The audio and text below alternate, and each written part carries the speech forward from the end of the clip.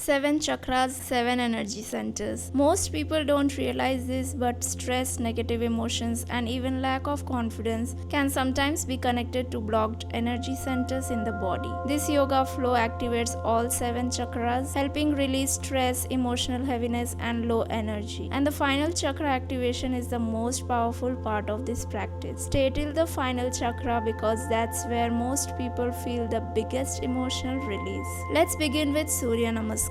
As you know by now, your body has 7 powerful energy centers, and if one of them is blocked, it can affect your mood, confidence, focus, sleep, and even your inner peace. We are activating all 7 chakras step by step with yoga movements designed to leave you feeling lighter, calmer, energized, and deeply aligned by the end.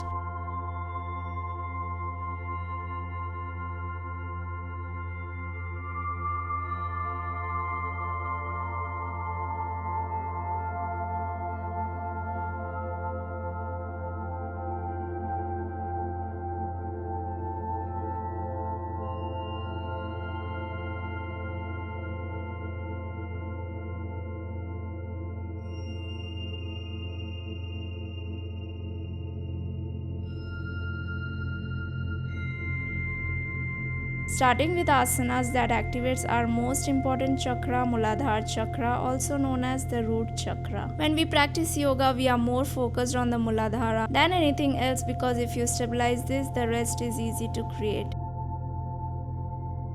Starting with Paduttanasana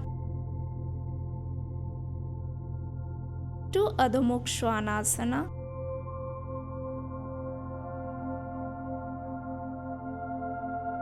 From Adho Mukha Svanasana to Prasarit Paduttanasana, which activates Muladhar chakra, Swadhishtna chakra, and Manipura chakra. Breathe out as you bend forward.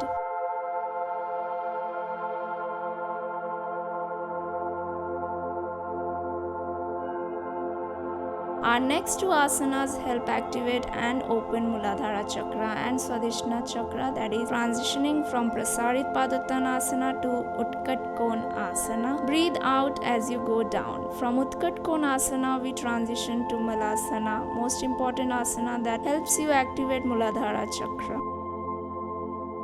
Transitioning to Anjaneya asana helps in activation of Swadhisthana chakra and Anahata chakra.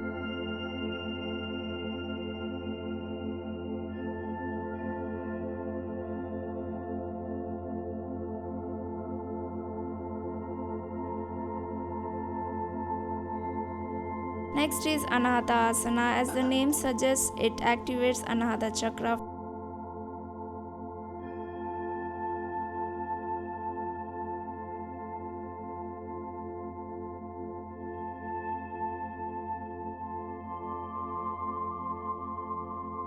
From Anahata Asana, we transition to Ardha Matsyendra Asana, activating Anahata chakra, Ajna chakra, and Manipura chakra. Breathe out as you twist.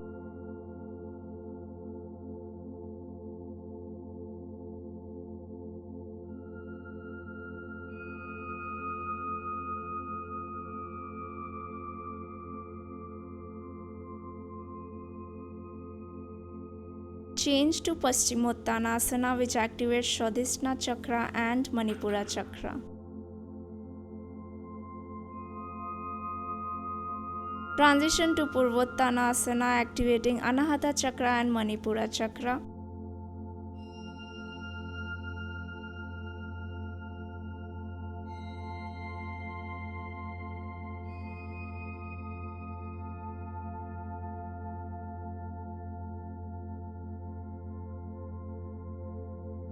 From here, we do Bhujangasana, activating Anahata chakra.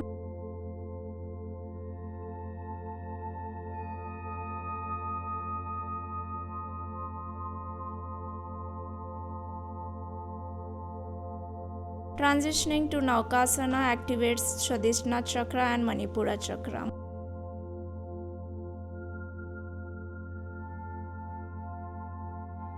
Moving on to Chakrasana, activating Anahata chakra and Manipura chakra.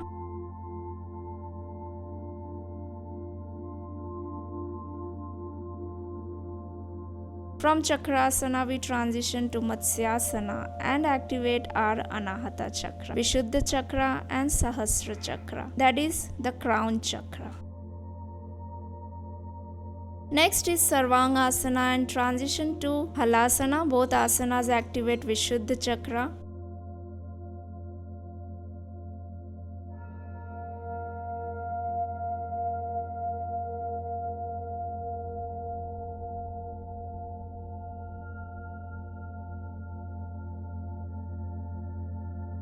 From Halasana, we transition to Shirshasana, activating our last chakra, that is Sahasra Chakra or crown chakra. If you haven't practiced Shirshasana, you can check out on this channel how to achieve Shirshasana and what yoga asanas you should be practicing to easily achieve Shirshasana. You can also check out all the asanas shown in this yoga tutorial, where I have mentioned their other benefits. If you want a detailed video on each yoga asanas, do check out on this channel. Activate one chakra at a time, which I would suggest a better way to activate all chakras in our body. Do check out on this channel and in the description below.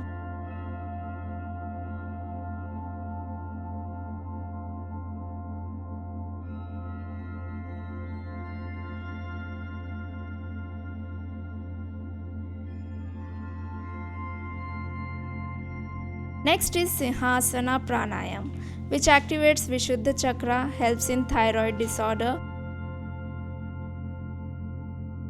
A detailed yoga tutorial on Simhasana Pranayam and its benefits will be linked in the description. Do check it out.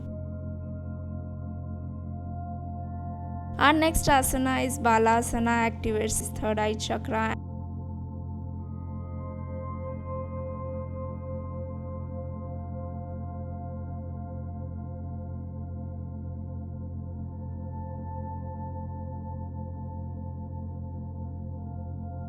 And in the end of every yoga session should be practiced by everyone is Shavasana. Take a deep breath in and slowly let it go. Notice how your body feels right now compared to when you first started this practice. If this chakra activation flow helped you feel calmer, lighter or more connected within yourself, make sure to subscribe to Holistic Beauty and Health for more healing yoga, face yoga and natural wellness practices every week. And before you leave, comment below which chakra you felt the most during today's session. Until next time, stay balanced, stay beautiful and keep healing from within.